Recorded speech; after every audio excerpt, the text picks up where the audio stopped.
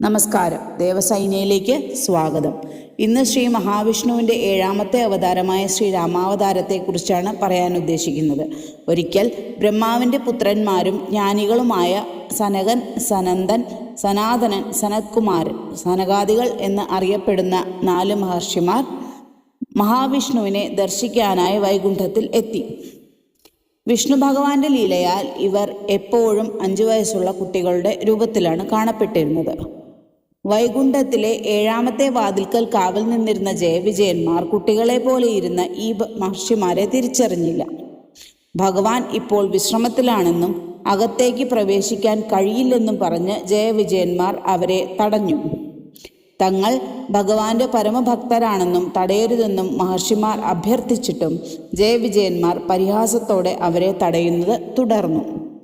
ദ്വാരപാലകന്മാരുടെ അഹങ്കാരത്തിൽ ക്രുദ്ധരായ മഹർഷിമാർ അവരെ ഇപ്രകാരം ശപിച്ചു: വൈകുണ്ഠത്തിൽ വസിക്കാൻ അർഹതയില്ലാത്ത വിധം അഹങ്കാരികളായി മാറിയ നിങ്ങൾ ഇവിടുന്ന് പുറത്തായി ഭൂമിയിൽ സാധാരണ മനുഷ്യരായി ജനിക്കട്ടെ. ഭയന്നുപോയ ജയവിജയന്മാർ മഹർഷിമാരുടെ കാലിൽ വീണ് മാപ്പിരുന്നു. ഈ സമയം ഭഗവാൻ വിഷ്ണു അവിടെ എത്തുകയും തൻ്റെ ഭക്തരായ മഹർഷിമാരുടെ വാക്കു മാറ്റാൻ കഴിയില്ലെന്ന് അറിയിക്കുകയും ചെയ്തു. ജയവിജയന്മാരുടെ അപേക്ഷ കേട്ട് ഭഗവാൻ അവർക്ക് 2 നിർദ്ദേശങ്ങൾ നൽകി. ഇതിലേതെങ്കിലും ഒന്ന് തിരഞ്ഞെടുക്കാം എന്ന നിബന്ധനയോടെ.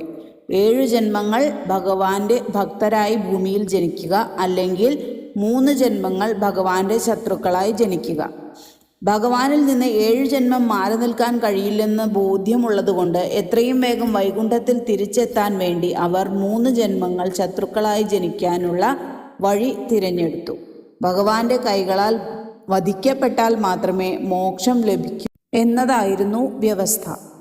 തത്ഫലമായി ഭൂമിയിൽ ജനിച്ച രാവണനെയും കുംഭകർണനെയും വധിച്ച് മോക്ഷം കൊടുക്കുവാനാണ് ഭഗവാൻ ശ്രീരാമാവതാരം എടുത്തത്. ശ്രീരാമൻ ധർമ്മത്തിൻ്റെ സാക്ഷാൽ രൂപമാണെന്നാണ് വാൽമീകി മഹർഷി ഭഗവാനെ വിശേഷിപ്പിച്ചത്.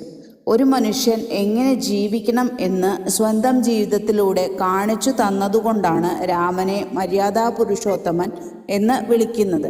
മറ്റ് അവതാരങ്ങളിൽ നിന്നും വ്യത്യസ്തനായി രാമൻ ഒരു സാധാരണ മനുഷ്യനായാണ് ജീവിച്ചത്. താൻ ദൈവമാണെന്ന ഭാവം എവിടെയും രാമൻ പ്രകടിപ്പിച്ചില്ല.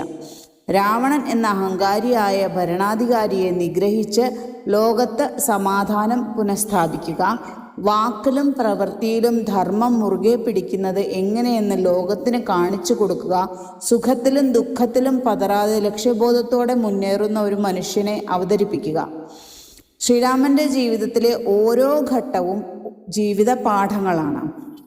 രാമനും ലക്ഷ്മണനും വിശ്വാമിത്ര മഹർഷിയോടൊപ്പം വനത്തിലേക്ക് പോകുന്നത് വെറുമൊരു യാത്രയല്ല, അത് അറിവിൻ്റെയും വിനയത്തിൻ്റെയും തുടക്കമാണ്.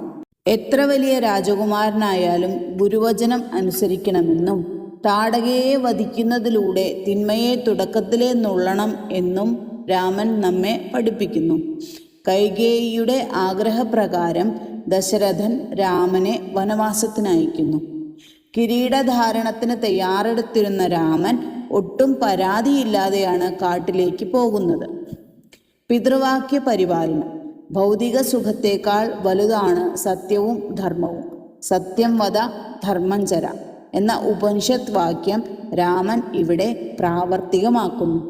സീതയെ രാവണൻ തട്ടിക്കൊണ്ടുപോയപ്പോൾ രാമൻ തകർന്നുപോയി.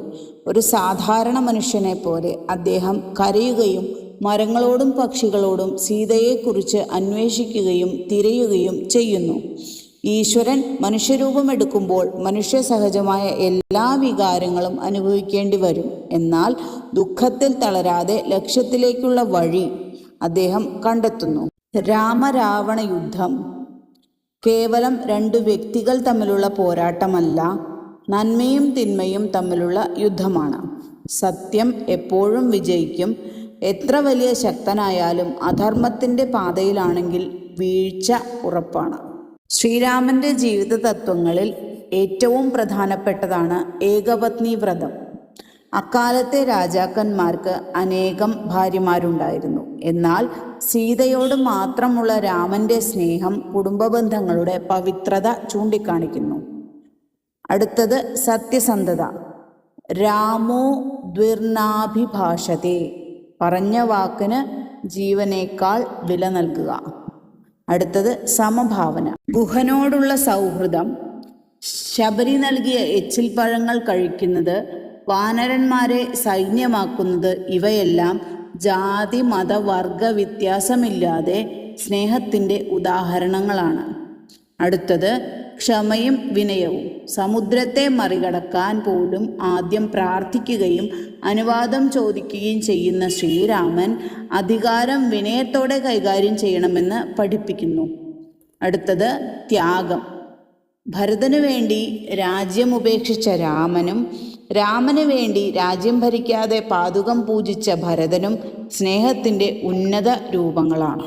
പ്രജകളുടെ ഇഷ്ടത്തിനനുസരിച്ച് ഭരണം നടത്തുക, ഒരാളും പട്ടിണി കിടക്കാത്ത, കള്ളവും ചതിയുമില്ലാത്ത ഒരു സാമൂഹിക വ്യവസ്ഥ ഉണ്ടാക്കുക, ഭരണാധികാരി സ്വന്തം സുഖത്തേക്കാൾ പ്രജകളുടെ ക്ഷേമത്തിന് മുൻഗണന നൽകണം എന്നതൊക്കെ ശ്രീരാമരാജ്യം കെട്ടിപ്പടുത്തതിലൂടെ ഒരു ആദർശ ഭരണകൂടം എങ്ങനെയായിരിക്കണമെന്ന് നമുക്ക് അദ്ദേഹം കാണിച്ചു തന്നിട്ടുണ്ട്. ശ്രീരാമൻ്റെ ജീവിത കഥ വെറുമൊരു കഥയല്ല, അത് ജീവിക്കാനുള്ള വഴിയാണ്. ശ്രീരാമൻ ഒരു ചരിത്ര പുരുഷനോ ദൈവമോ മാത്രമല്ല, ഓരോ മനുഷ്യൻ്റെ ഉള്ളിലും ഉണരേണ്ട ഉന്നതമായ ബോധമാണ്. സ്വാർത്ഥത വെടിഞ്ഞ് ധർമ്മത്തിൻ്റെ പാതയിൽ സഞ്ചരിക്കാൻ രാമകഥ നമ്മെ പഠിപ്പിക്കുന്നു. രാമ എന്ന രണ്ടക്ഷരം ശാന്തിയുടെയും സമാധാനത്തിൻ്റെയും പ്രതീകമാണ്. പ്രസക്ത പംക്തി ദശാവതാരത്തെക്കുറിച്ചുള്ളതായതിനാൽ രാമായണ കഥ ഇനിയൊരവസരത്തിൽ വിശദമായി സംസാരിക്കാം. നന്ദി, നമസ്കാരം.